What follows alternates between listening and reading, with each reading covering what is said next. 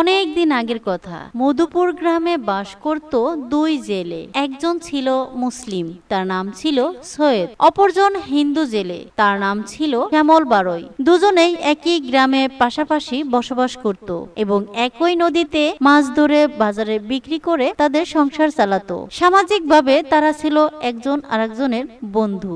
একদিন কি ব্যাপার সৈয়দ ভাই, এখানে বসে আছো যে? আজ নদীতে মাছ ধরতে যাইবা না? যাবো রে ভাই। মাছ না ধরলে খাবো কি? তাহলে চলো যাই। আজ তো এমনিতেই অনেক দেরি হয়ে গেল। আচ্ছা ঠিক আছে শ্যামল, তুই একটু দাঁড়া, আমি আমার জালগুলো গুছিয়ে নিয়ে আসি। এরপর দুই বন্ধু একসাথে নদীতে মাছ ধরতে যায়। সৈয়দ বিসমিল্লাহ বলে আল্লাহর নাম নিয়ে নদীতে জাল ফেললো। অপরদিকে শ্যামল তার পুটলির ভিতর থেকে একটি মূর্তি বের করে সেই মূর্তির নাম ধরে ভগবান বলে জপতে লাগলো। বেশ কিছুক্ষণ জবার পর সে নদীতে জল ফেললো। আরে, আজ জালে তো ভারী মনে হচ্ছে কেন? আজ কি আমার কপাল খুলে গেল? জয় ভগবান জয়! আজ বোধহয় আমার জাল মাছ দিয়ে ভরেই গেছে। এভাবে শ্যামল ভগবানের নাম বলতে বলতে জাল টানতে থাকে। জাল যখন তার নৌকার উপরে তুললো, দেখলো সত্যি সত্যি জাল ভর্তি ছোট বড় অনেক মাছ। প্রথমবারে এতগুলো মাছ দেখে শ্যামল খুবই খুশি হয়ে যায়। এদিকে সৈয়দ জাল টানতে টানতে হয়রান হয়ে গেল, কিন্তু সৈয়দ ভাবলো তার জালেও বুঝি আজ অনেক মাছ ধরা পড়েছে, তাই সে খুশি হতে লাগলো। এরপর যখন সৈয়দ তার জালটি টেনে নৌকার উপরে তুললো, দেখলো তার জালে একটিও মাছ ছিল না, শুধু শামুক আগাছা দিয়ে ভর্তি ছিল তার জাল। এভাবে শ্যামল খুব খুশি হয়ে তার মাছগুলো খাড়িতে ভরে বাজারে বিক্রি করতে নিয়ে যায়। এদিকে সৈয়দ নদীর পাড়ে মাথায় হাত দিয়ে বসে পড়লো আর মনে মনে ভাবলো, হাই খোদা, আজ আমি বাড়িতে চাল ডাল কি করে নিব? আমার স্ত্রী যে চাল ডালের আশায় বসে আছে, এখন আমি খালি হাতে বাড়ি ফিরবো কি করে? যাই হোক, আল্লাহ যা করেন নিশ্চয় তার বান্দার মঙ্গলের জন্যই করে। যাই, আজ খালি হাতে বাড়ি ফিরে যাই। এই বলে সৈয়দ খালি হাতে জাল আর খালি খাড়ি নিয়ে বাড়ি ফিরে যায়। এদিকে তার স্ত্রী রান্নাঘরে বসে আছে, কখন তার স্বামী চাল ডাল নিয়ে আসবে, তারপর সে রান্না করবে। কিন্তু স্বামীকে খালি হাতে দেখে সৈয়দের স্ত্রী বলল, কি গো, তুমি খালি হাতে ফিরে এসেছো যে? আজ নদীতে মাছ ধরতে যাওনি? গিয়েছিলাম সামিয়া, গিয়েছিলাম। আজ আমার কপালটাই খারাপ, আমি নদীতে আজ একটা মাছও পাইনি, তাই বাজারেও যেতে পারিনি। চাউল ডাউল কি করে আনবো? আজ আমাদের না খেয়েই থাকতে হবে। কি বলছো গো? আমি তো তোমার অপেক্ষায় পথ চেয়ে বসে আছি। জানি তুমি মাছ বিক্রি করে বাজার থেকে আমাদের জন্য চাউল ডাউল কিনে আনবে, তারপর আমি রান্না করব। এখন কি হবে বলো দেখি? ঘরে তো কিছুই নেই, তাহলে কি আমরা আজ সত্যিই না খেয়ে থাকবো? তাহলে আর এখন কি করব বলো? আমার কাছে তো বাড়তি কোনো টাকাও নাই। আচ্ছা, আজ তো শ্যামল অনেক মাছ পেয়েছে, বোধহয় মাছগুলো ভালো দামে বিক্রি করেছে। ওর কাছ থেকে আমি কিছু টাকা ধার নিয়ে আসি, তারপর 2-3 দিন পর না হয় মাছ বিক্রি করে আবার শোধ করে দেব। গিন্নি, তুমি জালগুলো গুছিয়ে রাখো, আমি এখনই শ্যামলের কাছে যাচ্ছি। দেখি। এই বলে সৈয়দ শ্যামলের কাছে যায় কিছু টাকা ধার করতে। ভাই শ্যামল, আমাকে 1000-2 টাকা ধার দাও না। আজ আমার বাড়িতে খাবার বলতে কিছুই নেই। আমি তোমাকে 2 দিন পরে মাছ বিক্রি করে টাকা শোধ করে দিব। দয়া করে আমাকে 2000 টাকা ধার দাও ভাই। ভাই সৈয়দ, তুমি এখন যাও তো। যে দেখেছো আমি কিছু টাকার মাছ বিক্রি করেছি, আর তুমি এসে ধার চেয়ে বসলে? যাও যাও, আমি কোনো টাকা পয়সা ধার দিতে পারবো না। ঠিক আছে ভাই শ্যামল, তোর কথা আমি কষ্ট পেলাম না রে, বরং আমি তোর জন্য দোয়া করে যাই আল্লাহর কাছে। আল্লাহ তোকে হেদায়েত দান করুন, আল্লাহ তোকে ইসলাম গ্রহণ করার তৌফিক দান করুন। তুই মূর্তি পূজা ছেড়ে দে ভাই। এই বলে সৈয়দ বাড়ি ফিরে আসলো। সৈয়দকে মুখ গোমরা অবস্থায় দেখে তার স্ত্রী সামিয়া বলল, ওগো, আমি তোমার মুখ দেখেই বুঝতে পেরেছি শ্যামল ভাই নিশ্চয়ই তোমাকে কোনো টাকা ধার দেয়নি। এত ভেঙে পড়ো না, আল্লাহর উপর ভরসা রাখো। এখন চলো, দুজনে 2 গ্লাস পানি খেয়ে আজকের মতো শুয়ে থাকি। হ্যাঁ গো সামিয়া, তুমি ঠিকই বলেছো। আল্লাহ যা করেন নিশ্চয়ই ভালোর জন্যই করেন। একদিন না হয় আমরা না খেয়ে থাকলাম, কাল সকালেই মাছ ধরে বাজারে বিক্রি করে চাউল ডাল বেশি করে নিয়ে আসবো। চলো দেখি, আজ না হয় পানি খেয়ে রাতটা কাটিয়ে দেই। এই বলে সৈয়দ ও তার স্ত্রী সামিয়া সেদিন 1 গ্লাস করে পানি খেয়ে ঘুমিয়ে পড়ে। পরের দিন সকালে সৈয়দ ও শ্যামল পুনরায় নদীতে দুজনে মাছ ধরতে যায়। প্রতিদিনের মতো সৈয়দ আজও বিসমিল্লাহ বলে আল্লাহর নাম নিয়ে নদীতে জাল ফেলে। অন্যদিকে শ্যামলও প্রতিদিনের মতো তার ভগবানের সেই মূর্তি বের করে ভগবানের নাম জপতে জপতে নদীতে জাল ফেলে। ভাই শ্যামল, তুই এসব কি করছিস? এগুলো তো মাটির তৈরি, মাটির তৈরি একটি পুতুল মাত্র। এগুলোর পূজা করে তোর কি লাভ হয়? এখনো সময় আছে ভাই, তুই আমার রব আল্লাহর ইবাদত কর। কাল কিয়ামতের মাঠে হয়তো আল্লাহ তোকে জান্নাতবাসী করে দিবে। তুই আল্লাহর দিকে ফিরে আয় ভাই। সৈয়দের কথা শুনে শ্যামল খুবই রাগান্বিত এবং উত্তেজিত হয়ে ওঠে আর সৈয়দকে বলে, শ্যামল, তোকে কে বলেছে এত জ্ঞান দিতে?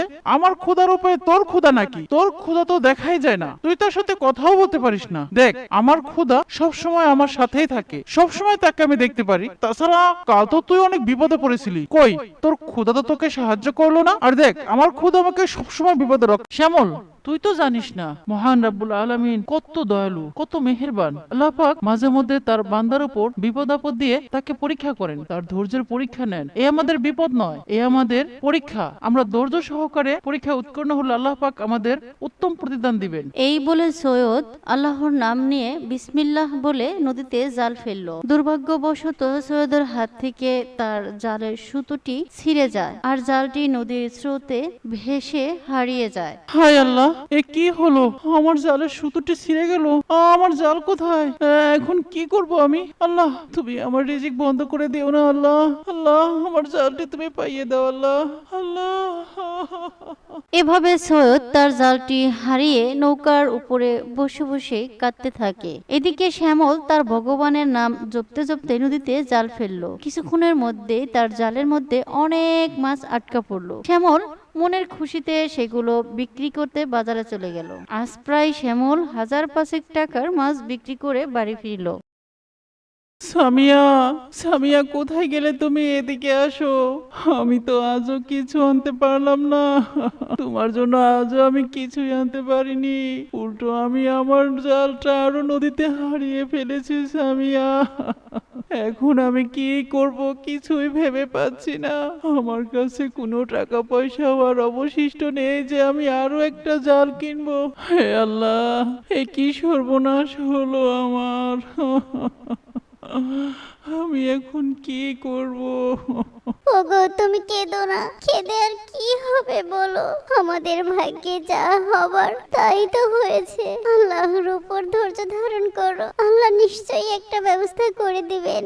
আচ্ছা, শ্যামল ভাই নিশ্চয়ই আজ অনেক মাছ পেয়েছে। তুমি বরং শ্যামল ভাইয়ের কাছে আবার যাও, তাকে আমাদের এই দুরবস্থার সব কথা খুলে বলো। আর দেখো কিছু টাকা ধার দেয় কিনা। কিছু টাকা হলেই নতুন করে আরো একটা জাল কিনতে পারবো। তুমি শিগগিরই যাও, আর দেরি করো না, এখনই শ্যামল ভাইয়ের কাছে। এই বলে সৈয়দ আবারও শ্যামলের কাছে যায় কিছু টাকা ধার করতে। কিন্তু এবারও শ্যামল সৈয়দের কথা শুনে রাগান্বিত হয়ে যায় আর বলে, সৈয়দ, তুমি আবারও আমার কাছে এসেছো? আমি তোমাকে তো বলেছি তোমাকে কোনো রকম সাহায্য করা আমার পক্ষে সম্ভব নয়। তোমাকে আগেই বলেছি আমার মাটির তৈরি ক্ষুধা আমাকে অনেক সাহায্য করে, সব সময় আমার পাশে থাকে, আমার সব সমস্যার সমাধান করে। আর তোমার অদৃশ্য ক্ষুধা তোমাকে রক্ষা করতে পারে না। এখন তুমি এত বিপদে আছো, তুমি তোমার ক্ষুধার কাছে চাও, তুমি আমার কাছে সাহায্য দিতে এসেছো কেন? শ্যামল, তুমি আমার ধর্ম নিয়ে বাড়াবাড়ি করতে পারো না, আর আমিও তোমার ধর্ম নিয়ে বাড়াবাড়ি করতে চাই না। আমার আল্লাহ আমাকে বিপদ দিয়েছেন, তিনিই আমাকে রক্ষা করবেন। তোমার কাছে এসেছিলাম একটু সাহায্যের জন্য। তুমি সাহায্য না করলেও আমার আল্লাহ পাক আমাকে নিশ্চয়ই কোনো না কোনো ভাবে আমাকে সাহায্য করবেন।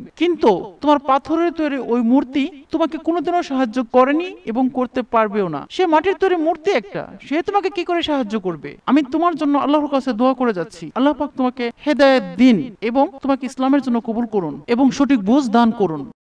এই বলে সৈয়দ বাড়ি ফিরে যায় আর তার স্ত্রীকে সব কথা খুলে বলে। সৈয়দের স্ত্রী সামিরা এসব কথা শুনে দুহাত তুলে আল্লাহর কাছে দোয়া করতে থাকে। হে আল্লাহ, তুমি এই হিন্দু লোকটাকে হেদায়েত দান করো। আল্লাহ, তুমি আমার দোয়া কবুল করে নাও। তুমি আমাদের সাহায্য করো আল্লাহ। আমাদের অভাব অনটন দূর করে দাও, আমাদের একটু রিজিকের ব্যবস্থা করে দাও। সামিরা, এখন আমরা কি করব?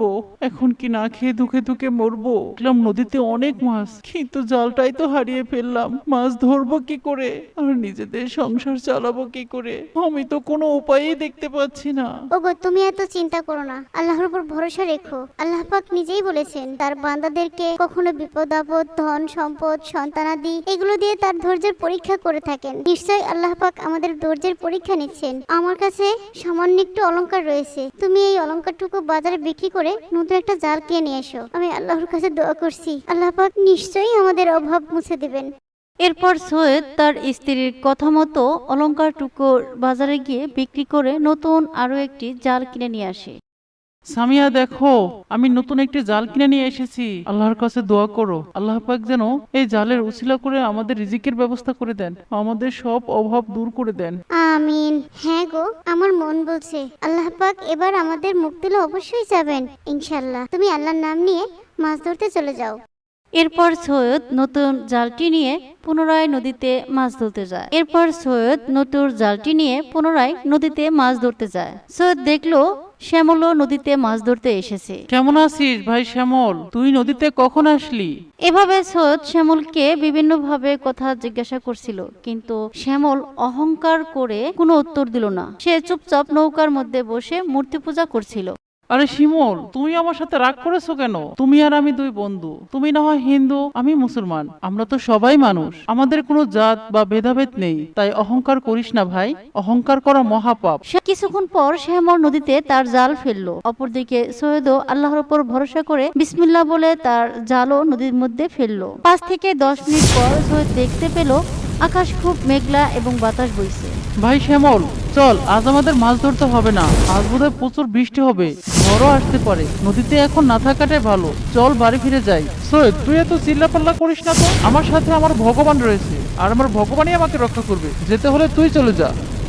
এরপর সৈয়দ আকাশের অবস্থা খারাপ দেখে নৌকা নদীর পাড়ে নিয়ে আসে আর নৌকার মধ্যে বসেই আল্লাহকে ডাকতে থাকে। কিছুক্ষণের মধ্যেই প্রচুর বৃষ্টি এবং ঝড় শুরু হয়ে যায়। নদীর মাঝখানে থাকা শ্যামল ও তার নৌকা ভেঙে চুরমার হয়ে যায়। শ্যামলের মাটির মূর্তিটিও নদীর মাঝে তলিয়ে যায়। শ্যামল অজ্ঞান হয়ে নদীর পাড়ে পড়ে থাকে। কিছুক্ষণ পর ঝড় থেমে যায়। সৈয়দ তখন নদীর পাড়ে দাঁড়িয়ে শ্যামলকে খুঁজতে থাকে। হায় আল্লাহ, এখন আমি শ্যামলকে কোথায় খুঁজবো? আল্লাহ, তুমি আমার বন্ধু শ্যামলকে রক্ষা করো, আমার বন্ধুকে খুঁজে বের করে দাও। শ্যামল ভাই, তুই কোথায় আছিস? এভাবে খুঁজতে খুঁজতে কিছুক্ষণ পর দেখলো শ্যামল ভাসতে ভাসতে নদীর ওই পারে অজ্ঞান হয়ে পড়ে আছে। সৈয়দ দৌড়ে গিয়ে শ্যামলকে তার নৌকায় তুলে আনলো। শ্যামলের অবস্থা খারাপ দেখে সৈয়দ দ্রুত শ্যামলকে তার কাঁধে করে বাড়ি নিয়ে গেল। সামিয়া, অনেকক্ষণ তো হলো, শ্যামলের জ্ঞান ফিরছে না। তুমি এক কাজ করো, তুমি ভিতরে গিয়ে একটু কোরআন তেলাওয়াত করো আর আল্লাহর কাছে দোয়া করো, আল্লাহ পাক যেন শ্যামলকে তাড়াতাড়ি সুস্থ করে দেন। সে যত খারাপই হোক না কেন, সে হিন্দু হোক না কেন, তবুও সে একজন মানুষ। একজন মানুষ হিসেবে আমাদের প্রথম দায়িত্ব হচ্ছে আরেকজন মানুষের সাহায্য করা। তুমি দ্রুত যাও, কোরআন তেলাওয়াত করো আর আল্লাহর কাছে শ্যামলের সুস্থতার জন্য দোয়া করো। হ্যাঁ গো, তুমি একদম ঠিক কথা বলেছো। আমি এখনই যাচ্ছি। আমি ভিতরে গিয়ে কোরআন তেলাওয়াত করছি আর শ্যামল ভাইয়ের জন্য দোয়া করছি। এই বলে সামিয়া ভিতরে গিয়ে কোরআন তেলাওয়াত করতে থাকে। এদিকে কিছুক্ষণ পর শ্যামলের জ্ঞান ফিরে আসে, কিন্তু সে কোরআনের সুর শুনে চুপচাপ কোরআন তেলাওয়াত শুনছিল। কোরআনের সুর যেন তার ভিতর তোলপাল করে দিচ্ছে। সে ভাষা হারিয়ে ফেলছে। এই সুর যেন সে জীবনে কোনোদিনও শুনেনি। এই সুরে যেন কি এমন মায়া, এই মায়ায় যেন তাকে কাছে টানছে। তাই সে কোনো কথা না বলে চুপচাপ সামিয়ার কোরআন তেলাওয়াত শুনছিল। কিছুক্ষণ পর যখন সামিয়ার কোরআন তেলাওয়াত শেষ হলো, তখন শ্যামল হাউমাউ করে বলে উঠল, আমি কোথায় এখন? আমি না নদীতে ছিলাম, আমি ঘরের ভিতর কি করে আসলাম? আর এই সুর কোথায় থেকে আসলো? এ মধুর সুর আমি আর জীবনে কোনোদিনও শুনিনি। শ্যামল ভাই, তুই আমার বাড়িতে আস। তুই নদীর পাড়ে অজ্ঞান হয়ে পড়ে গেছিলি ভাই, আমি তোকে বাড়িতে এনেছি। আর যে সুরের কথা বলছিস, এটা কোনো সুর নয়, এটা মহান রাব্বুল আলামিনের আল কোরআনের বাণী। আমার স্ত্রী তোর সুস্থতা কামনার জন্য তেলাওয়াত করছিল। আল্লাহর কাছে হাজার হাজার শুকর আদায় করি, আল্লাহ তোকে সুস্থ করে দিলেন। আল্লাহর অশেষ রহমতে তুই এখন কথা বলতে পারছিস। ভাই দেখলি তো, তোর মাটির তৈরি মূর্তি সেও নদীর জলে হারিয়ে গেছে। তার যদি কোনো ক্ষমতাই থাকতো, তাহলে সে নিজেও বাঁচতো এবং তোকেও বিপদ থেকে রক্ষা করতে পারত। এখনো সময় আছে ভাই, তুই দিনের পথে ফিরে আয়। ভাই সৈয়দ, আমি তোর উপর অনেক অন্যায় অত্যাচার করেছি, তুই আমাকে মাফ করে দে। আমি এতদিন বুঝতে পারিনি ভাই, এতদিন আমি অন্ধের মতো ছিলাম। মূর্তি পূজায় আমি অন্ধ হয়ে গিয়েছিলাম। এখন আমি সব বুঝতে পারছি। আমি ইসলাম গ্রহণ করতে চাই। আল্লাহর দেওয়া নামাজ, রোজা, কোরআন শরীফ এবং ইসলামের প্রতি আমি মুগ্ধ হয়েছি। তুই কি আমাকে ইসলাম গ্রহণ করাবি ভাই?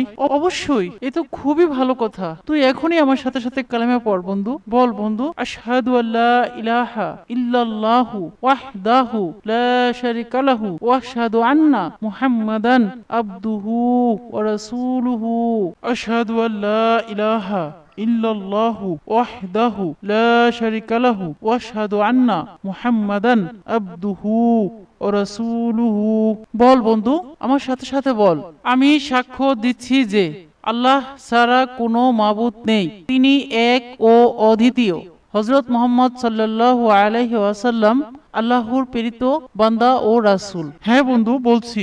আমি সাক্ষ্য দিচ্ছি যে আল্লাহ ছাড়া কোনো মাবুদ নেই, তিনি এক ও অদ্বিতীয়। হযরত মুহাম্মদ সাল্লাল্লাহু আলাইহি ওয়াসাল্লাম আল্লাহর প্রেরিত বান্দা ও রাসূল। এভাবে হিন্দু জেলে শ্যামল বারোই আল্লাহর হেদায়েত প্রাপ্ত হয় আর কালেমা পড়ে মুসলমান হয়ে যায়। এরপর থেকে শ্যামল ও সৈয়দ একই ধর্মের বন্ধু হয়ে যায় আর দুজনে মিলে মিশে আগের মতো নদীতে মাছ ধরে সুখে শান্তিতে বাস করতে থাকে। সুপ্রিয় দর্শক বন্ধুরা, গল্পটি ভালো লাগলে অবশ্যই একটি লাইক করুন। কোনো ভুল ত্রুটি হলে কমেন্টে অবশ্যই জানাবেন। আর এমন সুন্দর সুন্দর ইসলামিক গল্প আরো পেতে আমাদের চ্যানেলটি সাবস্ক্রাইব করে আমাদের সাথেই থাকুন। আল্লাহ হাফেজ।